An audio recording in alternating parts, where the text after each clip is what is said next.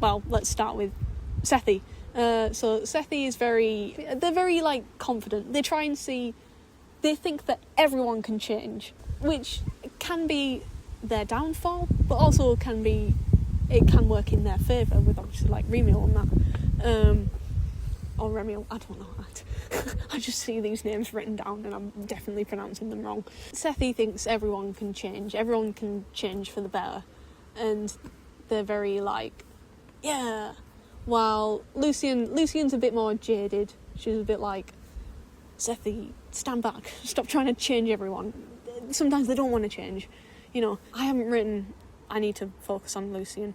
And they're very, like, opposites of each other. Apep and Morton, they're sort of parallels of Lucian and Sethi in a way. But, yeah, anyway. Yeah, Apep's very... He puts a lot of pressure on himself because he's, like, sort of the opposite of Apophis in the way that...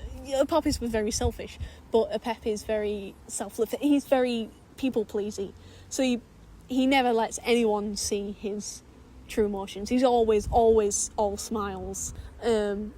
And he never wants to let anyone down. And he puts a lot of pressure on himself to, you know, like, always be happy. Because you're going to die if you're not always happy. You're going to die if you're not doing everything for everyone else. So always got to make them happy. And so that means everyone doesn't really get close to him because they can tell he's always been fake. This is different with Mortem because it comes back to him being deathly curious because he's desperate to see who Apep really is. Like, he wants to see beneath the mask. He wants to see the real Apep beneath the smiles. But additionally, Morton's very grumpy. He's a very grumpy guy. Before he met Apep, he never used to talk to anyone because he never wanted to get close because he knew they'd die. So everyone used to, like, think he was like a ghost because he'd never interact with anyone or look anyone in the eye. And he's a grumpy guy. I'll talk. I've mentioned Remiel a couple of times. I'll talk about him. He's cool. He's very, like, he's the archangel of patience. He's very righteous. He has a strong sense of justice. If he sees someone doing wrong, he's like, oi, and then he always tries to be the best person he can be. Like, if he's given orders to do something by the angels to do something he thinks doesn't fit his morals, he won't want to do it.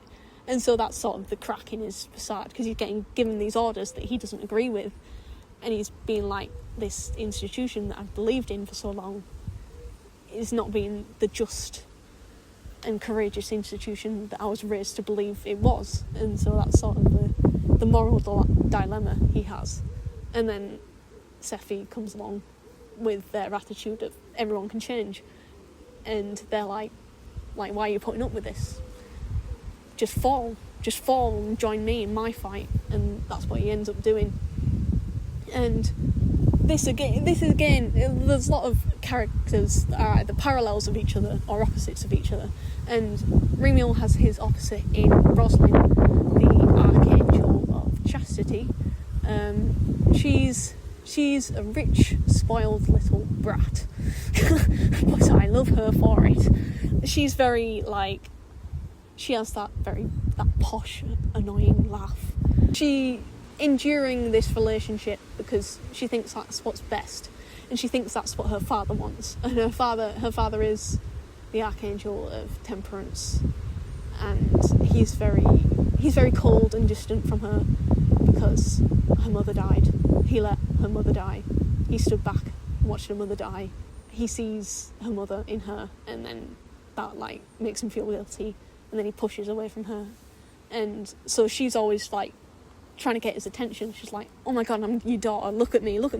But he's like, no, you look too much like your mother. And so she's put herself in this relationship thinking that that'll make her dad look at her. I can't remember what he's called by now. She actually loves Remiel, but she feels like that's not the relationship that her father wants, and so therefore she doesn't put herself in that relationship. And so when Sethi meets her, they're like, you're not happy, you don't have to not be happy.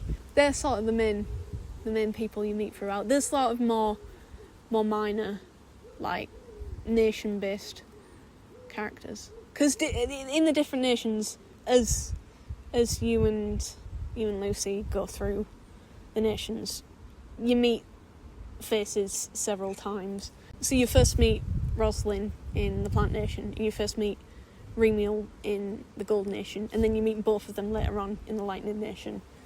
And you first meet a Pepper Morton in the Rock Nation. They don't really do very much. I just want to set them up as characters, because they're obviously the secondary main characters, so you have to meet them first. You need to know that they're there. But obviously they have their main... I'm gone so croaky.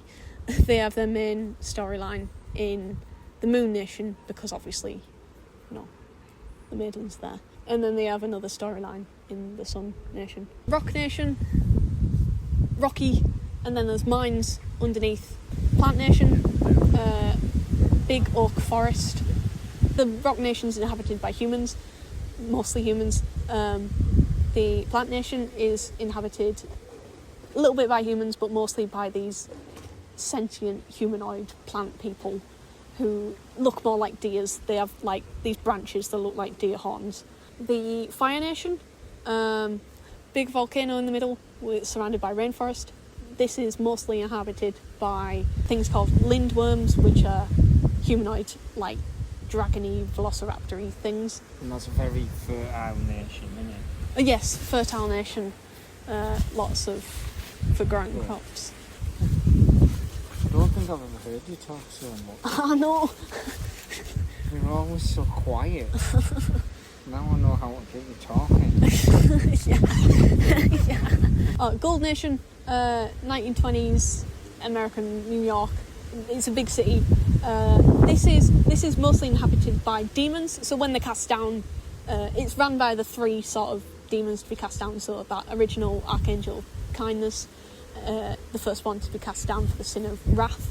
There's Ishtar, this like spider lady person to be cast down for the sin of lust, and then Plutos, the first one to be cast down for the sin of greed, and they sort of rule it. And then it's a sort of safe haven for demons, because obviously the rest of the world has a lot of like angels patrolling, and if they see a demon they'll like attack them. But because there's such a big concentration of demons in this city, they're like, alright, fine, you can live there. We've kicked you out. You need a place. Then you have the Moon Nation, or Laloon Harbour. Is that like on the world, or like external to the world, like on the... It's on the world. Yes, yeah. All the nations are on the world. Then you have heaven above it, and then the chaos realm below it. And that's like underground, or below yes. the world. Yeah, it's sort of in like a separate reality that's sort of beneath. A bit like an underworld. Yeah, like an underworld. Yes, yeah. That's it. So yeah, Laloon Harbour, based off of like British seaside towns like Whitby and that. I did briefly think about having like these humanoid moth people, but I might just make their fashion inspired by moths, or have them like these big fluffy cloaks, fluffy hood, long cloak that looks like moth wings. And that's like, there's a big hospital there, and a big like training for hospital, because obviously, you've got the Maiden who has like medicine powers, so that their people learn medicine. So do they all have like kind of so obviously like the fire, they're all farmers. Yes. Yeah. And then the lunar, they're all like nurses and doctors and stuff. Yeah, and they're all in the Rock Nation. They're all miners. Oh right, okay. Yeah. In the Gold Nation, it's going to be like a subtle, like bankers. Yeah, like a subtle critique of like capitalism, because they employ a lot of workers in the Rock Nation and in the Fire Nation, and they're sort of making money off of their labour essentially, and that's going to be like the subtle criticism in that one. Sol. Yeah, there's this old ruined Egyptian-inspired city, and then down the city there's the city where they're living now, the city of Sol, inspired by the Benin Empire. I don't know what their trade's going to be. I haven't thought about that yet. In the Water Nation, that's inhabited by fish people, and they have the archipelago above ground and then sea below ground. They have a big, massive navy, and also a big fishing industry. Laloon Harbour has a small fishing industry, but it's not really their big thing. It's the water nation that it's the big thing for. But also they have a big culture around sport, because it's based off of. I've got this from like ancient Greeks. They're the first to start like the Olympics, so they have their own sort of Olympics thing that like brings the nations together. And obviously this is an event that happens while Sethi is there, and the tensions are high because this is the first year that they allow the Gold Nation to compete. And obviously it's like Russia in the World Cup and the Olympics. yeah, it essentially is. 'Cause, yeah, it ends up big tensions between obviously the Gold Nation full of demons, and then the angels also want to compete even though they're not an official nation, and then there's a big tension around that. It's like Australia in the in the Eurovision. Yeah, it is. Is that what inspires it? No, but it does make a good parallel, I guess. Yeah. Lightning Nation, this is a little less like sort of. There's a small human population, and they're like sort of cattle ranchers. So there's a not bit electricians. of. No. Sorry. Oh, that is another thing in the Gold City. There is a little small community of sort of inventors. So they're building like your newest technology. It's called the Gold Nation, but it's actually, the element is metal. Right. So people can wield different metals. And so that makes for fun combats. Like I've got the Magnet one. She can wield metal blessing and electricity blessing. And that metal is in the form of iron.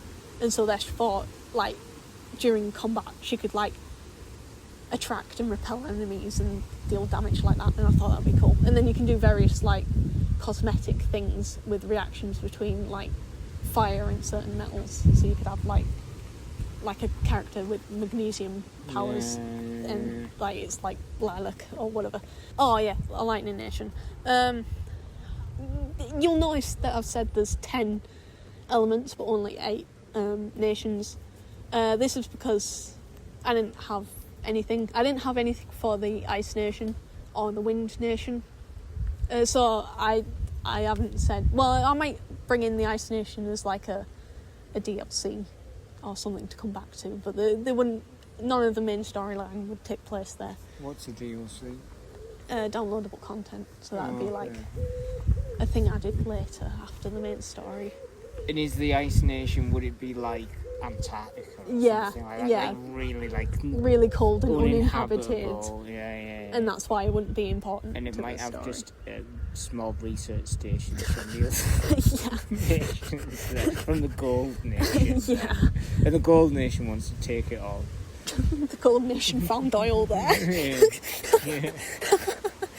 In the Lightning Nation, the Angels haven't shown much interest there because there's only this small population of humans, and then there's this impenetrable hurricane.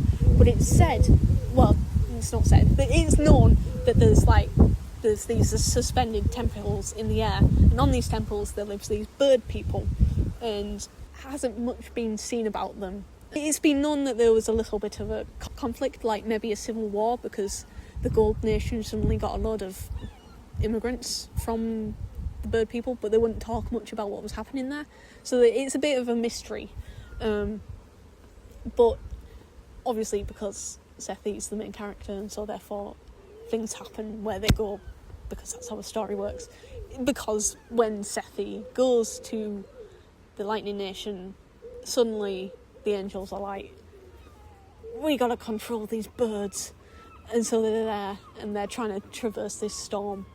And then this is where we meet Remil again, who's just been cast down and having a bit of a midlife crisis. And so Sephi's like, here, come along with me, we'll go meet these birds.